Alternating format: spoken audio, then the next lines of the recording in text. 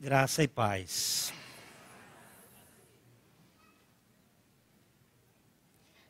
Eu estou aqui tremendo.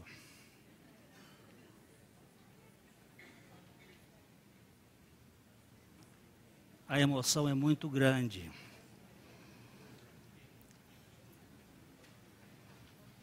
Eu não sei se eu vou conseguir, mas Deus há de dar força. Irmãos, eu quero agradecer a Deus pelo momento de deserto, pela fonte que seca. Quero louvar muito ao meu Deus por esse tempo. Quero agradecer ao Pai pela essa igreja. Eu sei que tem muitos irmãos ali em pé, tem poucas cadeiras.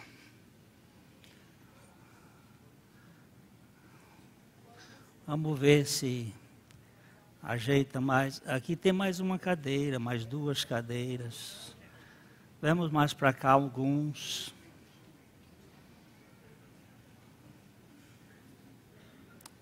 Mas esta igreja tem sido uma bênção na minha vida, durante esse período de oração, de intercessão. Quero agradecer muito os irmãos que estiveram orando por nós, para que o Senhor nos fortalecesse. Também quero agradecer o ministério desta igreja, meus irmãozinhos amados, que durante esse período estiveram tomando a frente com tanta sabedoria vinda do céu. Eu louvo ao Senhor, a liderança da igreja, pelo cuidado. É tão precioso. Enquanto lá no Piauí, minha esposa e eu, à noite, depois que nós desligávamos o gerador, porque lá na fazenda não tem luz elétrica, mas sim um gerador. Quando era às 9h30, a gente mandava desligar o gerador e ficava aquele céu que só existe lá no Piauí.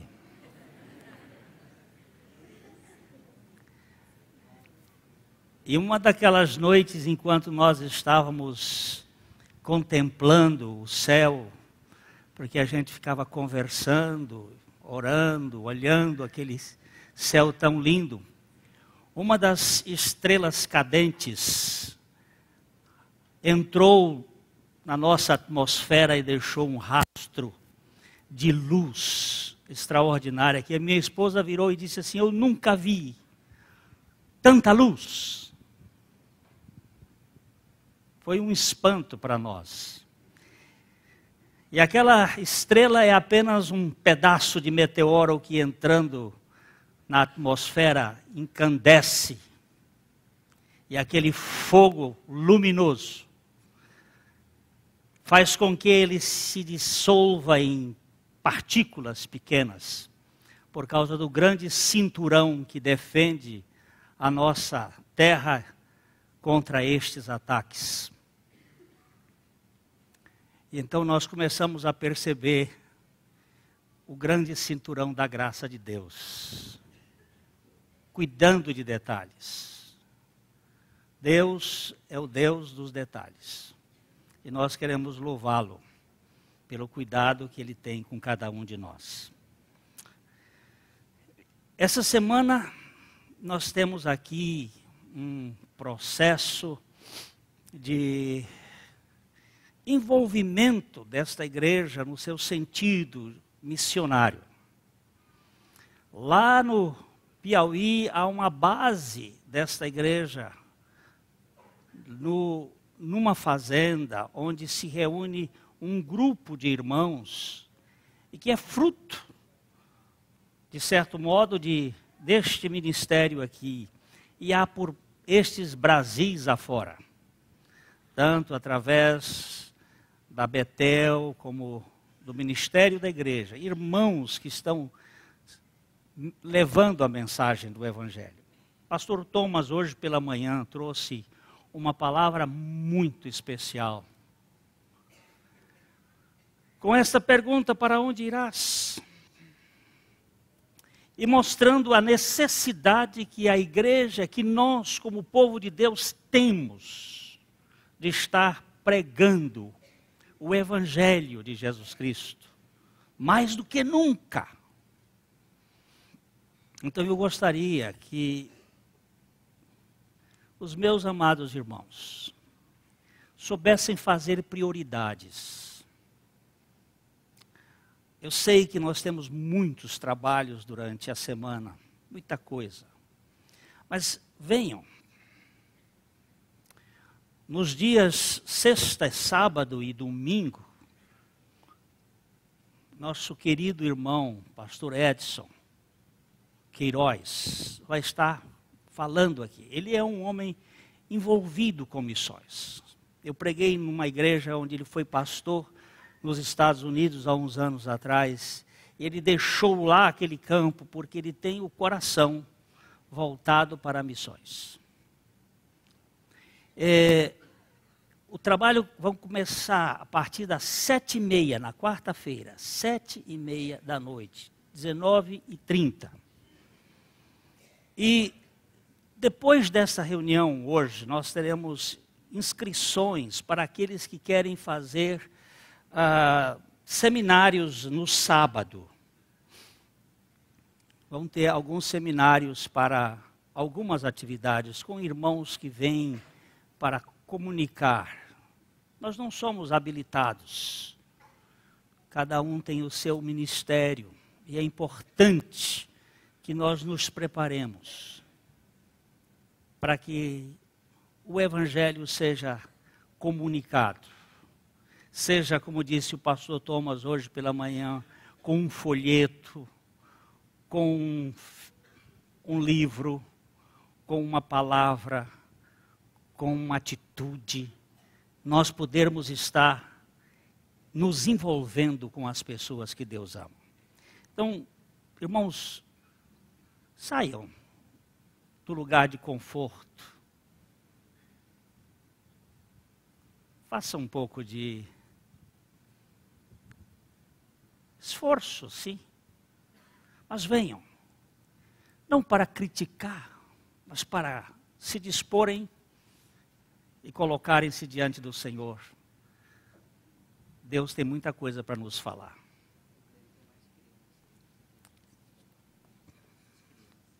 Algumas crianças que poderiam ir para o departamento e talvez ajudar com isso, o lugar de uma criança é pequeno. Mas normalmente o Samuelzinho está ali olhando, né, Samuelzinho? Você queria ficar aqui. Queria ficar aqui, né, Samuelzinho? Irmãos, vamos voltar onde nós paramos. Aonde foi?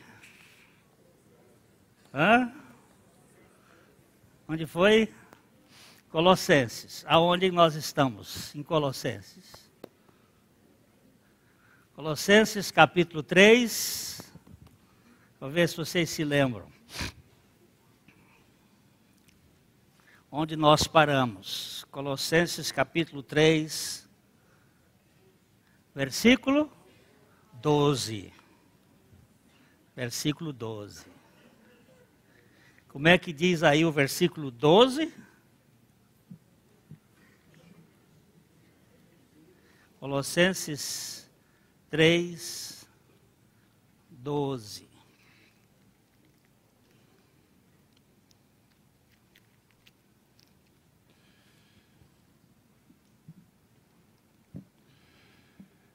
Revesti-vos, pois, como eleitos de Deus, santos e amados, de ternos afetos de misericórdia, de bondade, de humildade, de mansidão, de longanimidade.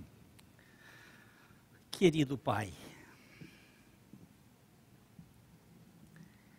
nós não temos palavras para te agradecer pelo teu grande amor e misericórdia para conosco. Este é um momento tão significativo. E nós queremos nesse instante, Pai, pedir que o Senhor traga luz aos nossos corações.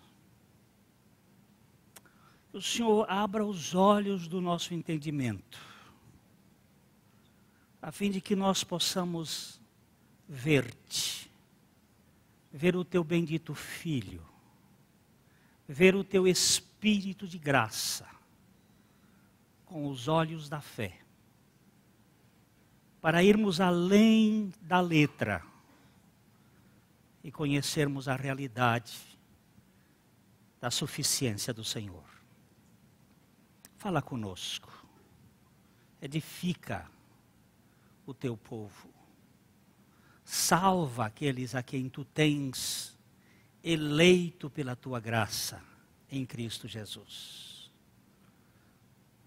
Trata com cada pessoa aqui, trata comigo, quebranta-me, convence-me, faze a tua obra em nós. Rogamos por esses irmãos que estão aí espalhados pela internet, para que eles também sejam alcançados pela tua graça. Fala, Pai, fala. Glorifica o teu Filho Jesus. Nós oramos em nome dele. Amém. A história pós-pecado. Logo depois que os nossos primeiros pais invadiram o terreno proibido. É uma história de vestimenta.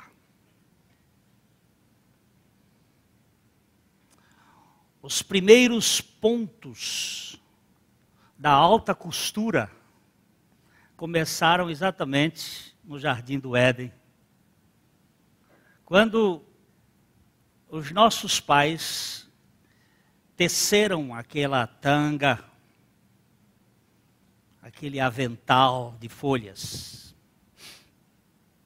Poderíamos dizer que ali está a base incipiente de tudo que nós conhecemos de esconderijo.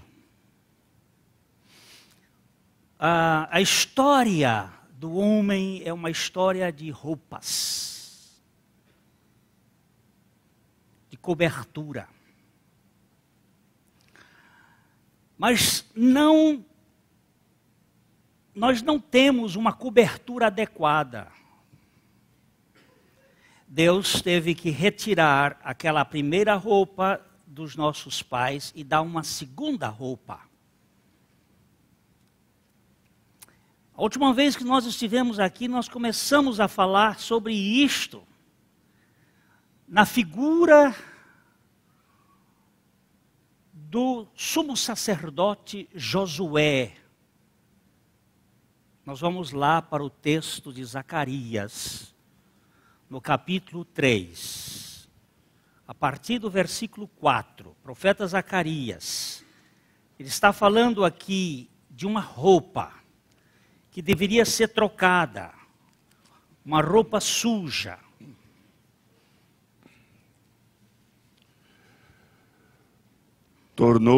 Tomou este a palavra e disse aos que estavam diante dele: tirai-lhe as vestes sujas. Começando com o verso 3. Ora, Josué, trajado de vestes sujas, estava diante do anjo. Tomou este a palavra e disse ao que estavam diante dele: Tirai-lhe as vestes sujas. A Josué disse: Eis que tenho feito que passe de ti a tua iniquidade, e te vestirei de finos trajes. Até o versículo 6. E disse eu: Ponham-lhe um turbante limpo sobre a cabeça. Puseram-lhe, pois, sobre a cabeça um turbante limpo, e o vestiram com trajes próprios. E o anjo do Senhor estava ali. Protestou a Josué e disse: Vamos parar aqui. O sumo sacerdote Josué estava diante do anjo do Senhor. Esse anjo com letra maiúscula. Sempre se refere a uma teofania, a uma manifestação. Teo é Deus, fano, manifestação. Uma manifestação de Deus o Filho, de Cristo, no Velho Testamento.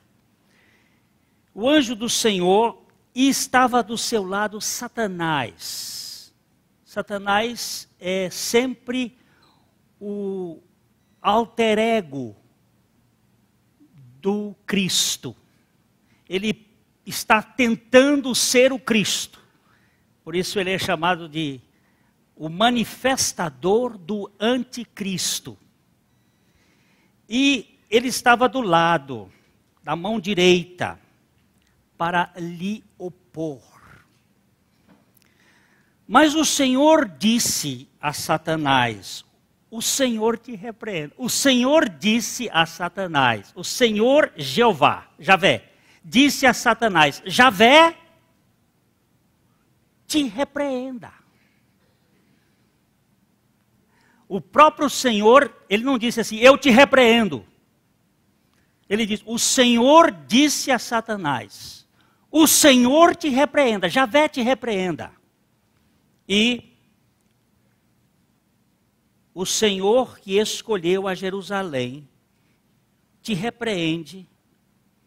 Não é este um tição tirado do fogo?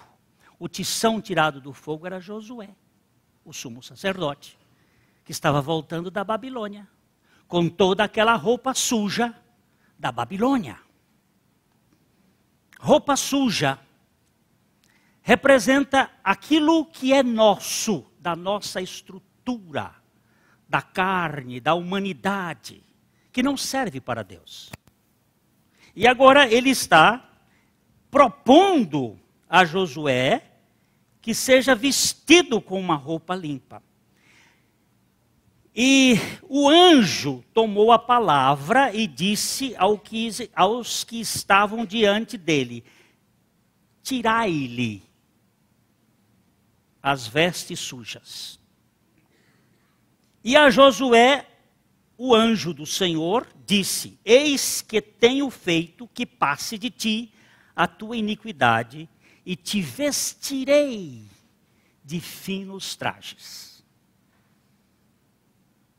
Este anjo, Cristo, está fazendo com o sumo sacerdote o que ele quer fazer conosco, que somos sacerdotes dele. Tirar a roupa suja e colocar uma roupa limpa. É interessante que o versículo 5 diz: e disse eu. Agora quem fala é Zacarias. E disse eu, Zacarias que está narrando: ponha-lhe um turbante limpo sobre a sua cabeça, a cabeça do sumo sacerdote. E puseram-lhe, pois, sobre a cabeça um turbante limpo, e o vestiram com trajes próprios. E o anjo do Senhor estava ali. Vocês não entendem isso aqui claramente, de que há uma cooperação entre Cristo e a sua igreja? Entre Cristo e o seu povo? Porque quem dá a ordem é o profeta, para que tire e coloque. Então, Essa questão de roupa é muito interessante. Teve uma vez que o profeta Isaías teve que andar nu durante 3 anos na frente do templo para mostrar o que era a vergonha do povo. Não vamos entrar aqui nos detalhes porque seria muito longo, mas você pode ler depois no capítulo 20 do profeta Isaías, quando ele teve que se despir da sua roupa e dos seus calçados, para mostrar o que ia acontecer ao povo de Israel na Babilônia. Tirar roupa e vestir roupa é um processo muito interessante da vida cristã. Paulo começa falando aqui em Colossenses.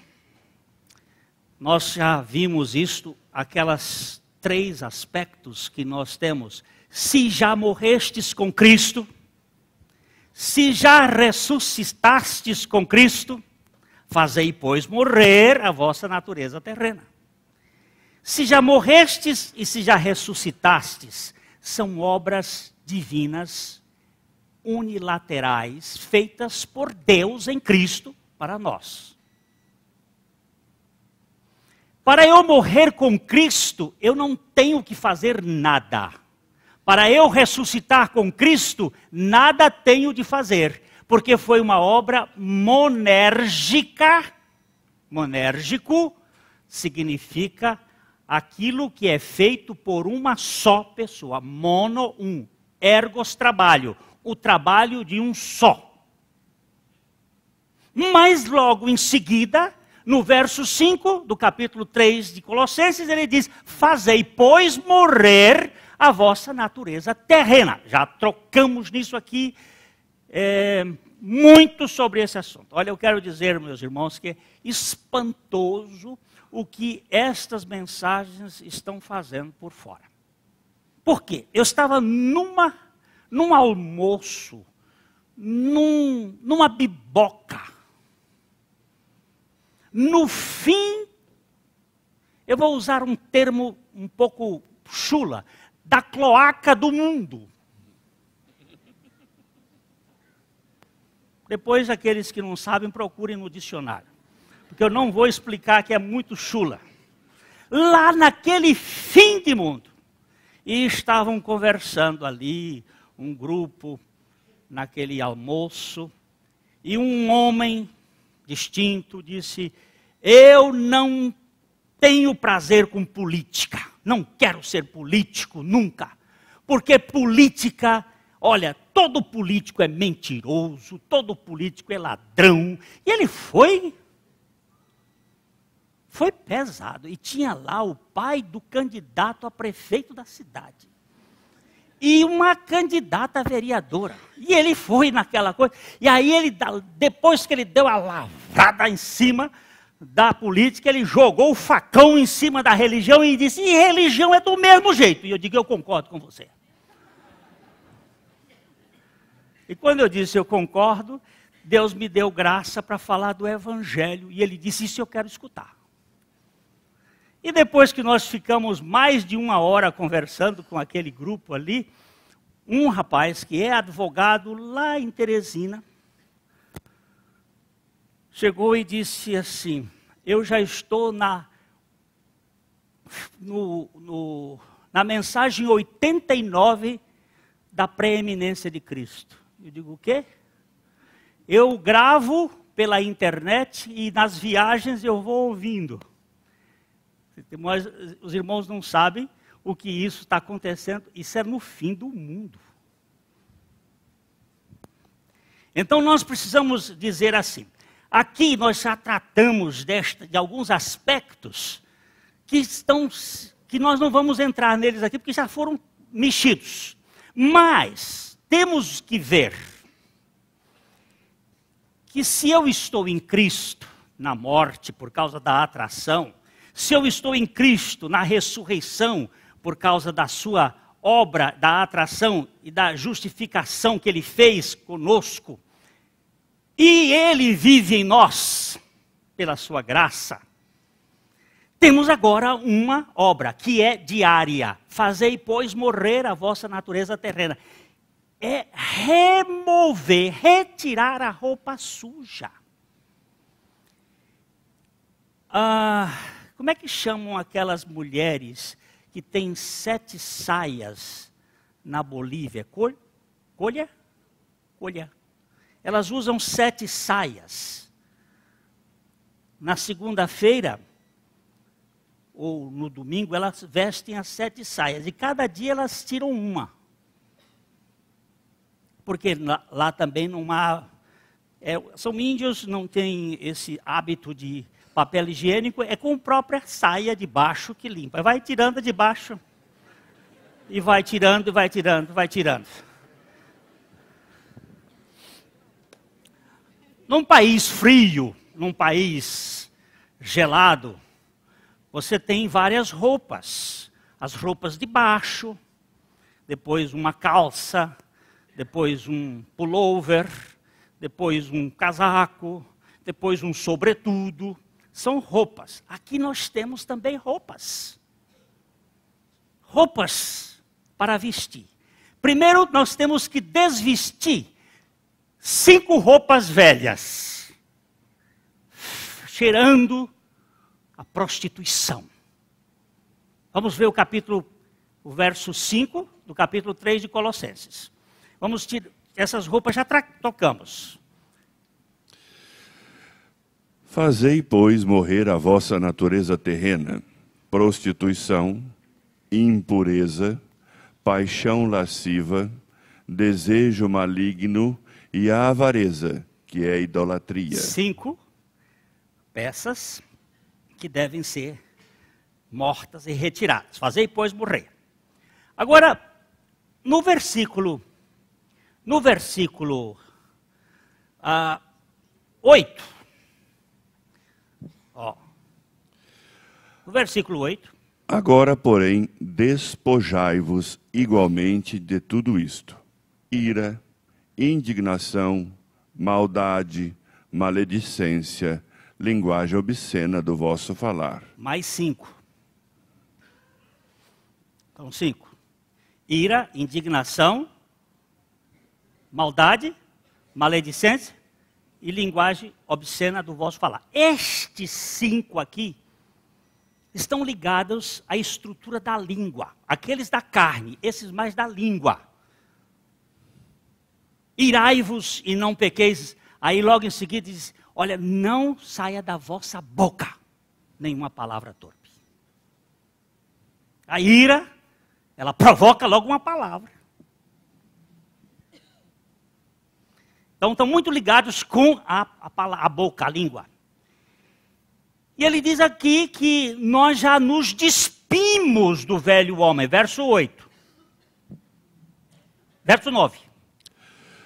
Não mentais uns aos outros, uma vez que vos despistes do velho homem com os seus feitos. Vai tirar aquela roupa velha. O velho homem foi tirado, com seus feitos.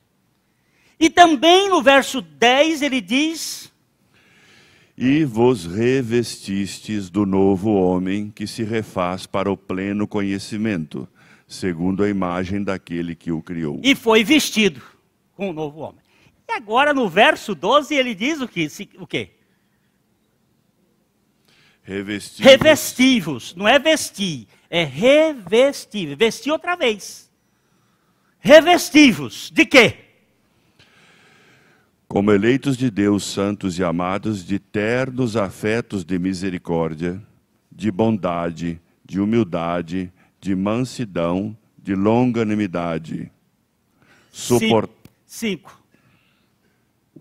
Mais 5. Tirou 10 e vestiu 5. Tirou as da carne e as da alma e vestiu as do espírito.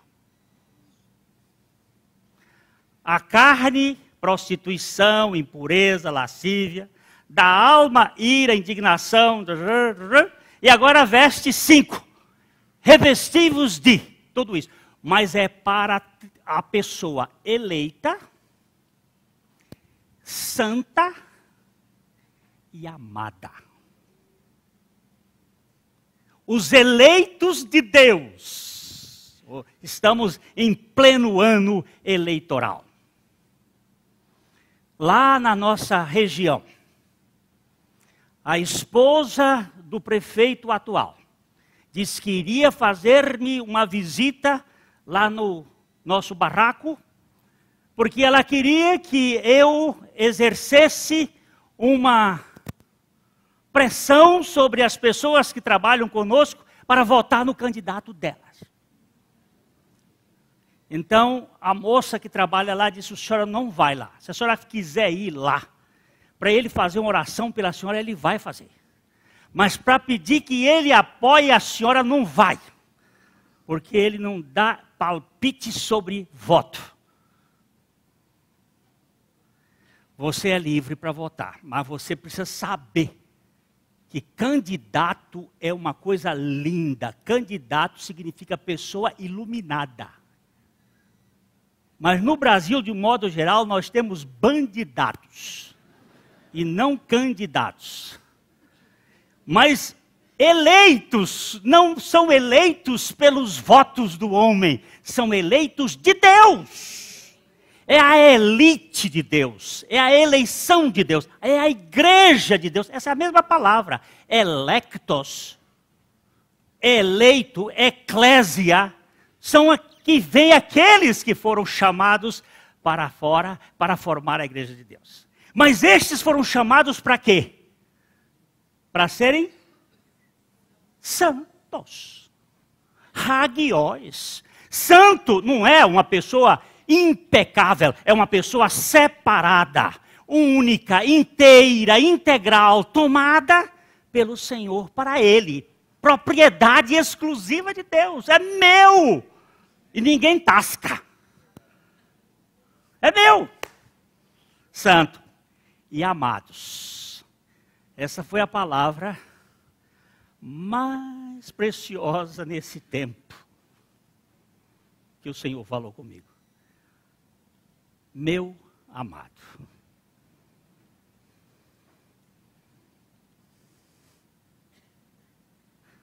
Meu filho amado. Oh, irmãos, aqui está um negócio que eu não sei entender. Mas ele diz, revesti-vos como eleitos de Deus, santos e amados. E aí a primeira roupa, que nós vamos gastar um tempinho, temos ceia. Ah, Senhor. Primeira roupa. Ternos afetos de misericórdia. E palavra. E palavra. Aqui nós temos ternos afetos de misericórdia. Duas palavras no grego.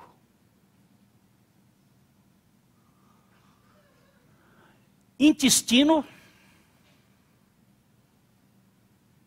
esplancna. E paixão. Compaixão. Essa que é a palavra aqui. Você já viu falar de uma pessoa enfesada? Uma pessoa enfesada. É aquela que, por alguma razão, o intestino não funciona. Essa palavra foi diagnosticada no templo de Galeno. É lá dos romanos. Uma pessoa biliática. Tem a bilis negra. O intestino não funciona. Tanto na medicina israelita, como na medicina chinesa, Dr. Junot é na China também, não é?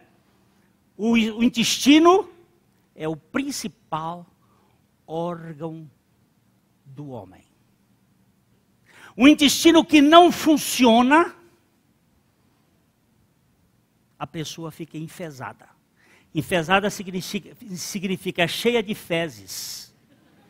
É, enfesada. E aquelas toxinas todas vão começar a perturbar o seu sistema nervoso. Por isso que o intestino, para os israelitas, era o centro das emoções. O meu intestino funciona muito bem. Quer dizer, significa que você está em plena funcionalidade das suas emoções. Afetos, ternos afetos de misericórdia, de compaixão. Esse é o caráter de Deus. Esta é a roupa principal de uma nova criatura. Misericórdia. Vamos ver aqui, irmãos, em capítulo 5 de Mateus. Capítulo 5 de Mateus. Nós vamos ver do versículo 43 ao versículo 48. Ouvistes que foi dito, amarás o teu próximo e odiarás o teu inimigo. Eu, porém, vos digo, amai os vossos inimigos e orai pelos que vos perseguem. Renan, volta um tiquinho outra vez. Ouvistes que foi dito, amarás o teu próximo e odiarás o teu inimigo.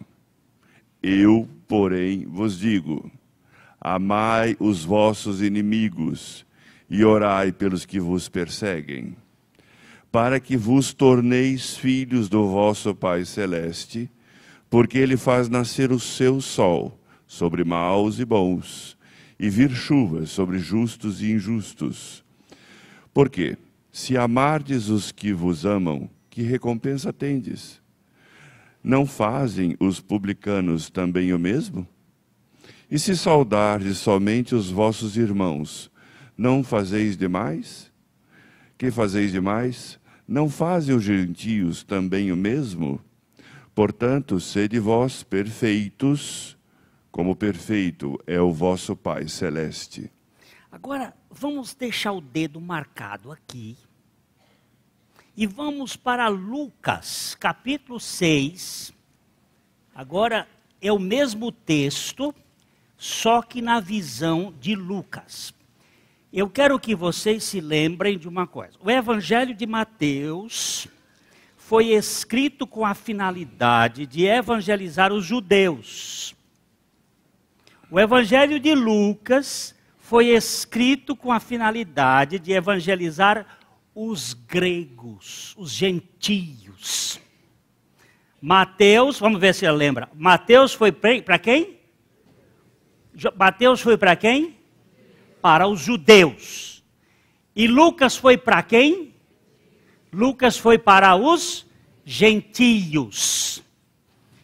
Daí, muitas vezes vocês vão ver usos de palavras próprias para cada um.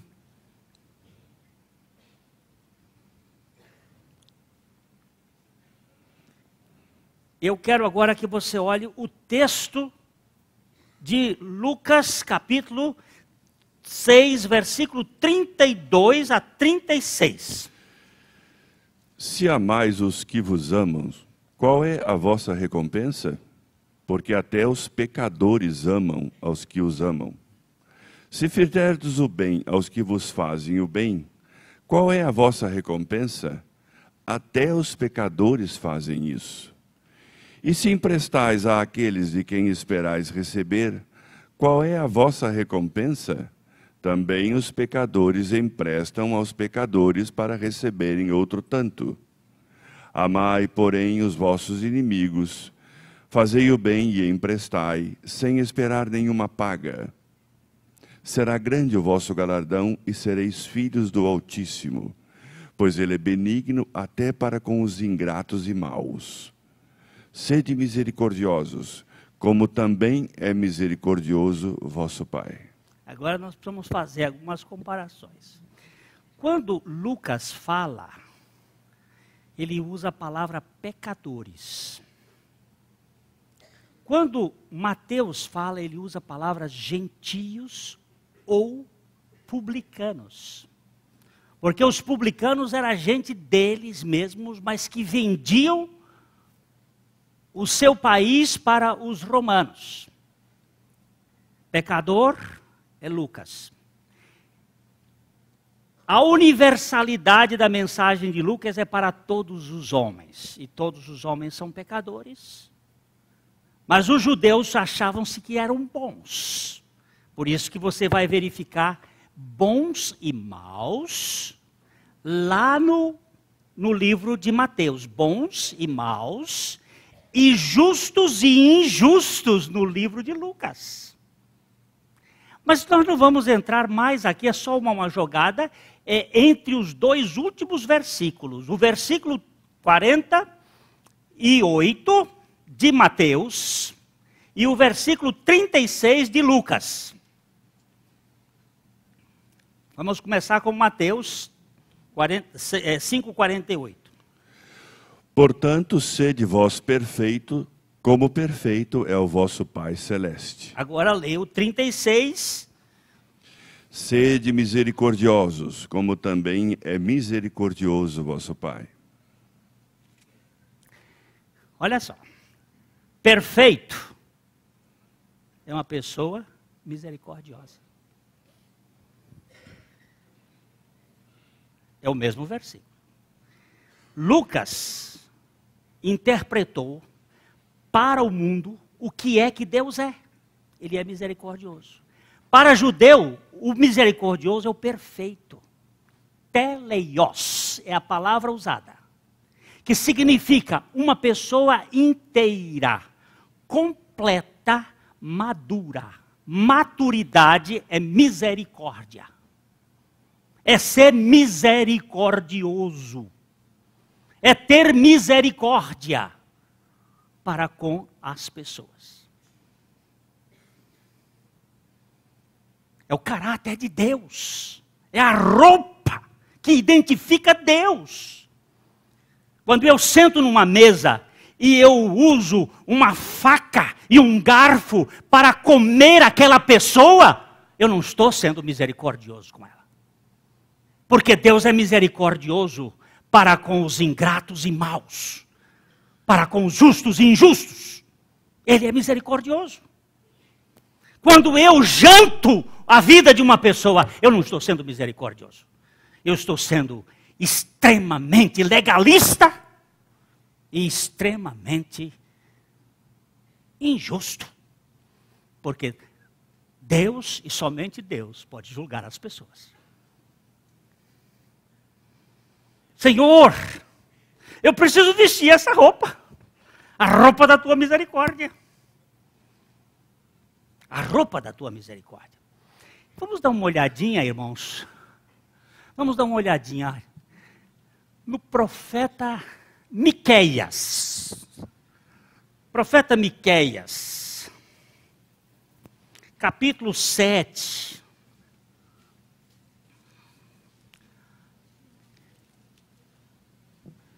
Amós, Jonas, Miqueias. Miqueias, capítulo 7, versículo 18 e 19 e 20. Quem, ó Deus, é semelhante a ti, que perdoas a iniquidade e te esqueces da transgressão do restante da tua herança? O Senhor não retém a sua ira para sempre, porque tem prazer na misericórdia. Tornará a ter compaixão de nós, pisará aos pés as nossas iniquidades e lançará todos os nossos pecados nas profundezas do mar. Mostrarás a Jacó a fidelidade e a Abraão a misericórdia, as quais juraste aos nossos pais desde os dias antigos. Oh, que coisa linda! Você sabe que Miqueias, ele era muito bem-humorado. Ele fazia muitos Miqueias e Jeremias são profetas de trocadilhos. Os estudiosos da Bíblia no hebraico. E essa semana, eu não sei porque, eu sonhei com um professor de hebraico falando comigo em hebraico sobre algumas coisas desse aspecto de trocadilhos. Eu acho que me lembrei do Roque Monteiro de Andrade. Ele fazia muito esse aspecto. A palavra quem é semelhante? Miqueias. Mi é quem em hebraico. Que é como. E Ias é o Senhor. Quem é como o Senhor? Quem é como Deus? Quem é como Deus? Miqueias. Quem é como o Senhor que faz o quê? Que o quê? Que perdoa. Que perdoa o quê? Perdoa o quê, irmãozinhos queridos de Jesus? Que perdoa a iniquidade e esquece da transgressão do restante da sua herança. O Senhor, Jeová, não retém a sua ira para sempre. Por quê? Por quê? Por quê? Por quê? Tem prazer na misericórdia. Onde está o prazer de Deus? Na misericórdia. Na misericórdia. Oh, irmão querido, esta palavra, deixa eu ver, prazer na misericórdia.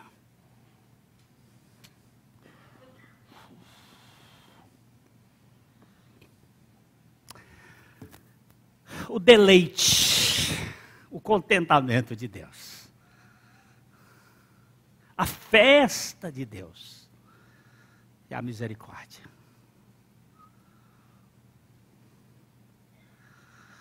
Deus é misericordioso e bondoso. A misericórdia do Senhor não são as misericórdias. Esta é uma palavra plural. É a única palavra da chamada tríade que é plural. Amor, não existe amores, amor. Graça e misericórdias. Misericórdia renova cada dia e é nova. É outra misericórdia. Porque a misericórdia está envolvida com aquilo que eu mereço receber. Eu mereço receber a punição. Mas a misericórdia vem e absorve. E chupa aquilo que era sujo.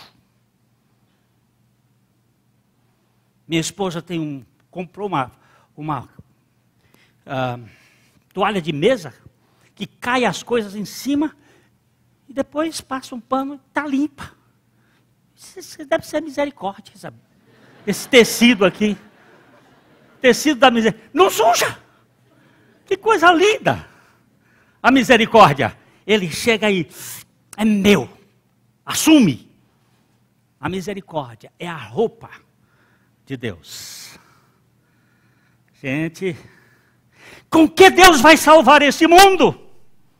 Olha, vamos dar uma chegadinha. Vocês têm tempo, não tem? Coisa mais fantástica do que a palavra de Deus não tem. Né? Vamos dar uma olhadinha em Romanos, capítulo 11. O capítulo... Irmãos, o capítulo Romanos, ele tem um início, segundo alguns estudiosos da Bíblia, mais que fazem essas divisões. Romanos de 1 a 15 é a introdução. No verso 16... Eles dizem, ele faz um parêntese do capítulo 1:16 ao capítulo 11:32. É um parênteses, onde ele trata da universalidade entre judeus e gregos, ou gentios, mostrando o que Deus tem para com toda a humanidade. E ele termina fazendo uma análise muito bonita. Vamos embora, Renan, vamos começar com o verso 25. Romanos 11, 25. Porque não quero, irmãos, que ignoreis este mistério, para que não sejais presumidos em vós mesmos, que veio endurecimento em parte a Israel, até que haja entrado a plenitude dos gentios. Essa palavra endurecimento é uma palavra médica, porosis. Quando um osso quebra, ele depois que é engessado e entra no lugar, ele forma um calo no lugar que é mais difícil de quebrar. O endurecimento de Israel é uma porosis que endureceu. Ele disse assim, eu quero que vocês fiquem sabendo que essa dureza foi por causa de vocês, para vocês entrarem na plenitude. Porque senão ninguém ia ser salvo. Agora o telefone tocou. Vamos em frente. E assim todo Israel será salvo, como está escrito. Virá de Sião o libertador, e ele apartará de Jacó as impiedades. Esta é a minha aliança com eles, quando eu tirar os seus pecados. Isso aqui tudo está falando da obra de Cristo. O profeta Isaías, no capítulo 59, ele está tratando dessa obra de Cristo. E os judeus não estavam enxergando, porque tinha criado uma porose, uma dureza, um véu de enxergar. Estavam impedidos de ver. Aí ele está falando aqui de Sião. Por favor, quando vocês virem Sião na Bíblia, lembre-se que é o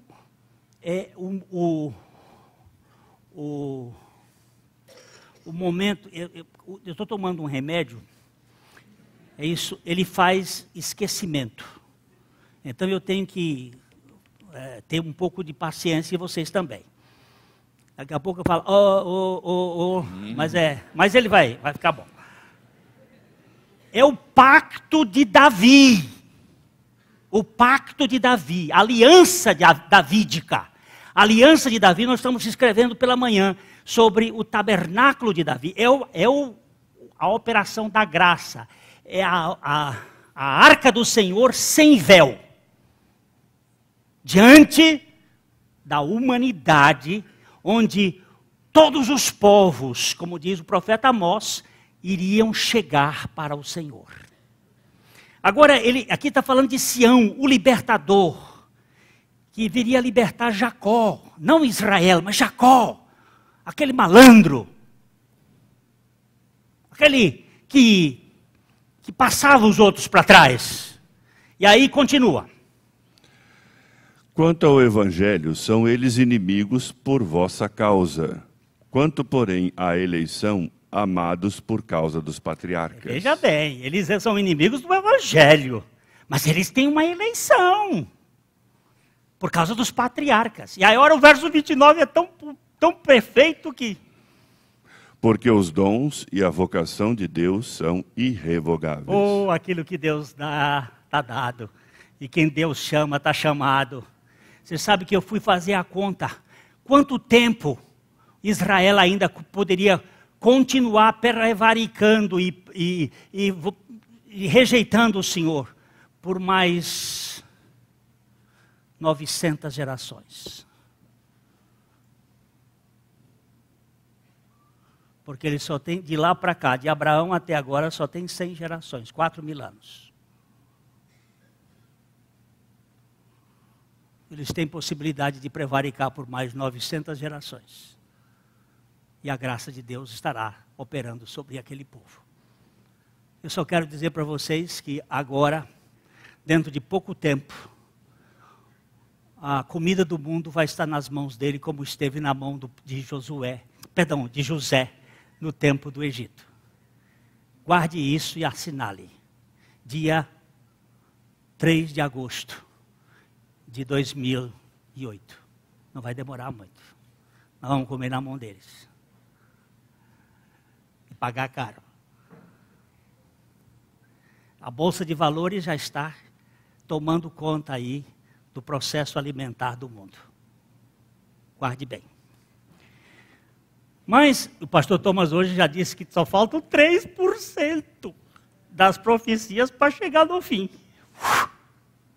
E essa da fome é uma delas. Estou esperando a terra ficar alta para vender minha propriedade. E vai ficar alta, vai ficar pesada. Bora, Renan. Bora, Renan. Porque assim como vós também outrora fostes desobedientes a Deus, mas agora alcançastes misericórdia, à vista da desobediência deles, assim também estes agora foram desobedientes para que, igualmente, eles alcancem misericórdia, à vista da que vos foi concedida. Porque Deus a todos encerrou na desobediência, a fim de usar de misericórdia para com todos. Para com quantos? Judeu vai ser salvo pela misericórdia, do mesmo jeito que você é salvo pela misericórdia, e você tem que viver vestido de misericórdia. Encontra um cara que não vale nada e você tem que abrir o pano da misericórdia para recebê-lo. Inimigo! O vosso inimigo, não é o vosso amigo. Se o vosso amigo... Que coisa mais boba.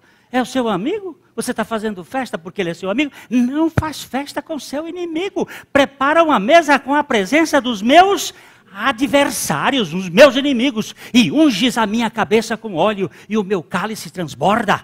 Espera aí, mas eu não consigo. Essa roupa tem que ser tirada. Essa roupa tem que ser tirada, ela é suja. É ira, é indignação, é maldade.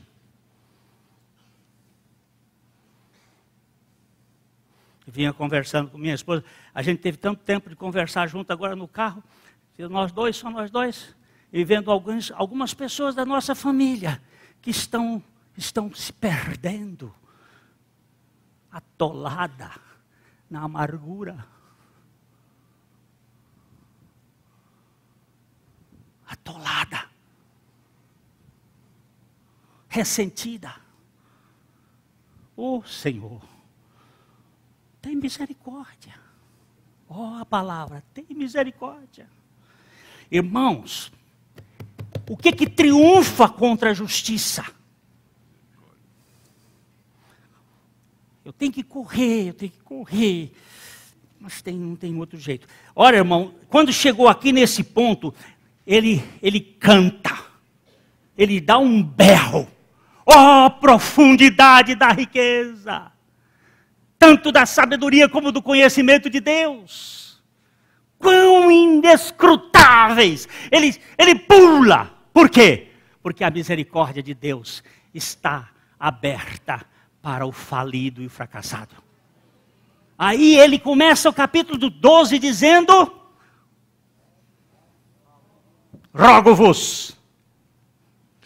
Rogo-vos, pois, irmãos, pelas misericórdias de Deus, que apresenteis o vosso corpo por sacrifício vivo, santo e agradável a Deus, que é o vosso culto racional. E não vos conformeis com este século, mas transformai-vos pela renovação da vossa mente, para que experimenteis qual seja a boa, agradável e perfeita vontade de Deus. Está vendo? Rogo-vos pelas misericórdias de Deus. Rogo-vos pelas misericórdias de Deus. A sabedoria deste mundo, Tiago, capítulo 2. Não, Tiago, capítulo 3. Vamos correr, Renan, senão a gente não vai explicar muita coisa. Vamos correr só para deixar os textos aqui. Depois eu volto, a gente come mais devagarzinho. Mas eu precisava passar isso aqui.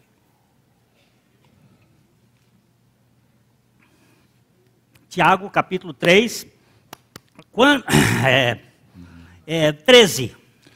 Quem entre vós é sábio e inteligente, mostrem mansidão de sabedoria, mediante condigno proceder as suas obras. Vai até o 18. Se pelo contrário tendes em vosso coração inveja amargurada e sentimento faccioso, nem vos glorieis disso, nem mintais contra a verdade. Esta não é a sabedoria que desce lá do alto. Antes, é terrena, animal e demoníaca. Pois onde há inveja e sentimento faccioso, aí há confusão e toda espécie de coisas ruins. A sabedoria, porém, lá do alto é, primeiramente, pura, depois pacífica, indulgente, tratável, plena de misericórdia e de bons frutos, imparcial, sem fingimento. Ora, é em paz que se semeia o fruto da justiça para os que promovem a paz.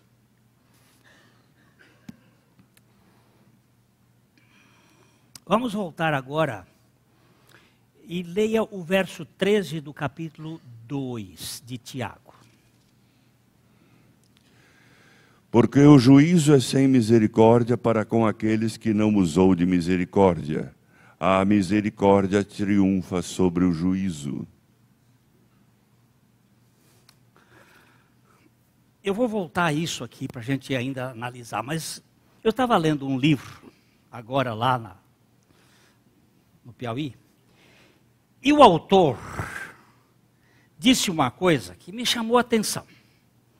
Ele disse que o personagem bíblico dele, que ele tem mais admiração, que ele tem mais, que o sensibiliza mais, era José.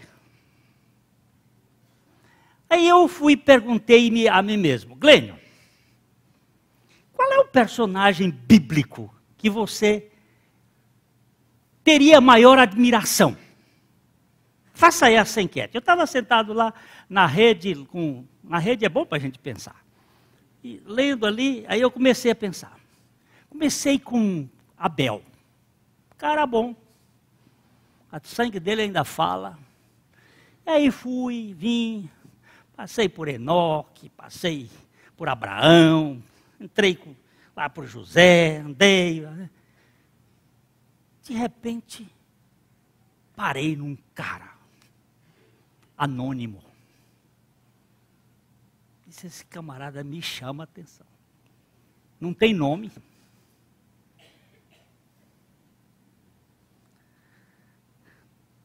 Ninguém sabe muita coisa, não se sabe nada dele. Ele entra e sai. A gente sabe muito mais de Melquisedeque do que dele. Mas esse camarada me chamou a atenção. E eu disse, eu fico com esse aqui, Senhor.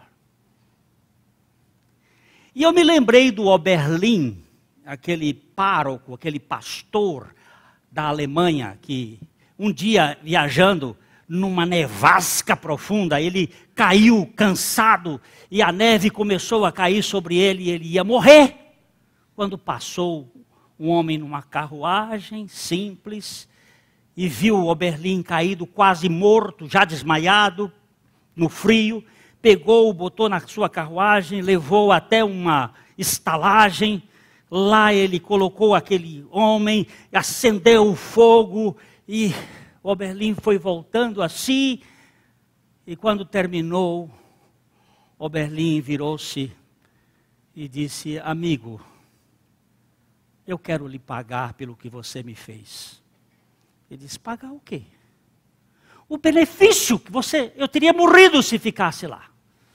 E aquele homem disse, não, o senhor não me deve nada. E então ele disse, por favor, então me diga qual é seu nome, para eu orar por você.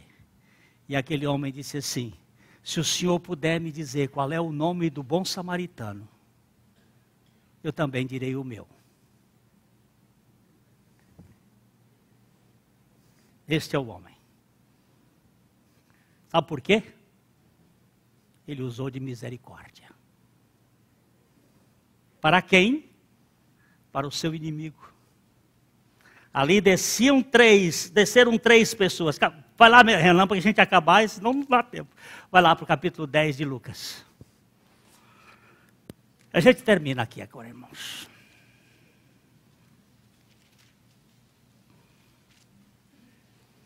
Lucas capítulo 10, verso 25.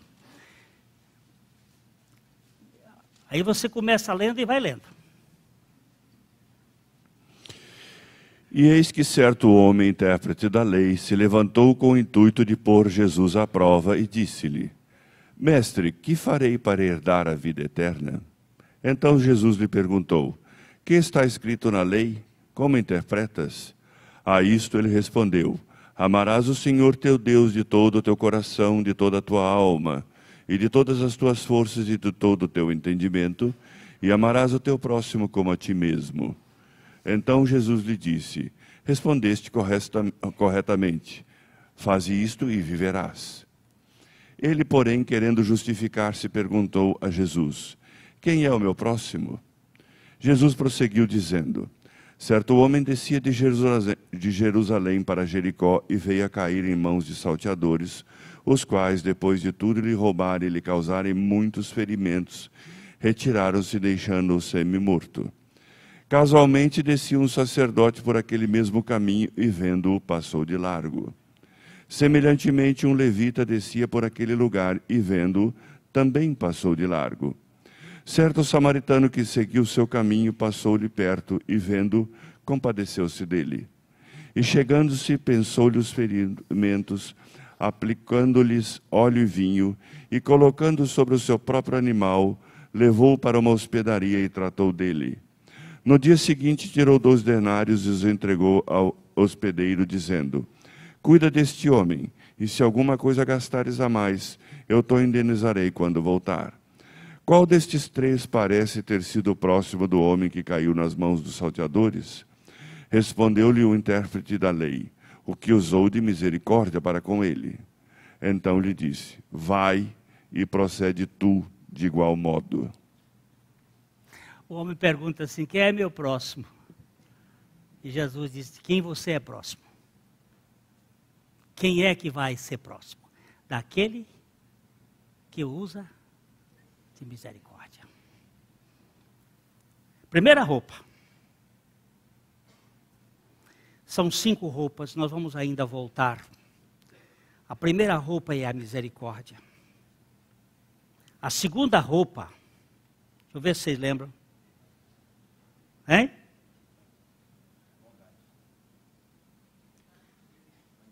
É?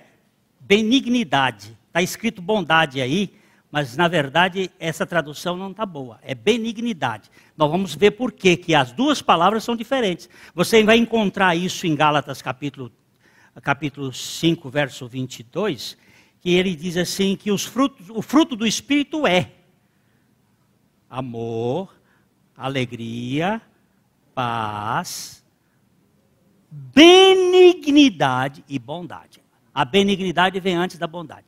Nós vamos verificar isso depois. Então, a primeira roupa é a roupa da misericórdia. A segunda é da benignidade. A terceira é humildade. A quarta é mansidão. E a quinta é longanimidade. Cada uma dessas coisas está falando de um modo. A bondade, a misericórdia fala do viver. Faze isto e viverás. O viver misericordioso. Você não tem alternativa, nem eu, para viver como cristãos. Temos que ser misericordiosos. A bondade tem a ver com o fazer. A benignidade tem a ver com o fazer. A humildade tem a ver com o ser. A mansidão tem a ver com o ter. E a longanimidade tem a ver com o permanecer. A perseverança. São roupas que você não pode deixar de usar. Os ternos afetos de misericórdia. Não são aqueles ternos que pastor antigamente usava, mas sim os ternos afetos. Antigamente, os ternos afetos de misericórdia. Irmãos queridos, misericórdia. Seja misericordioso comigo, meu irmão, que eu sou um fracasso. Vamos ser misericordiosos uns com os outros. Oh, mas essa noite eu quase não durmo, sabendo de um marido que bate na mulher. Aí o meu primeiro impulso foi ir bater nele. Mas esse não é o caminho não é da misericórdia, mas sei, um homem bater numa mulher. Deixa eu falar isso aqui um tiquinho. Meu amigo, por favor. E nem a mulher bate no homem. Porque também tem casos assim. Aqui em Londrina mesmo teve um caso de uma que acabou com o cara. Mas deu-lhe uma sova que valeu a pena. Não, isso não é misericórdia, não. Não é misericórdia. Mas é covardia. Não é covardia? É covardia. É covardia. O perfil do psicopata é muito próprio para isto. Irmãos queridos, misericórdia. Sede misericordiosos. A mensagem que você acabou de assistir faz parte do Ministério de Comunicação Palavra da Cruz. Temos um grande acervo de estudos bíblicos em áudio e vídeo.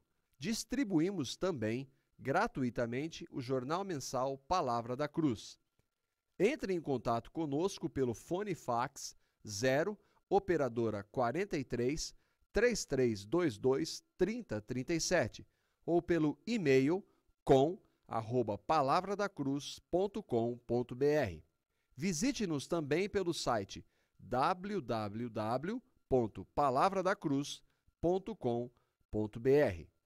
Graça e paz.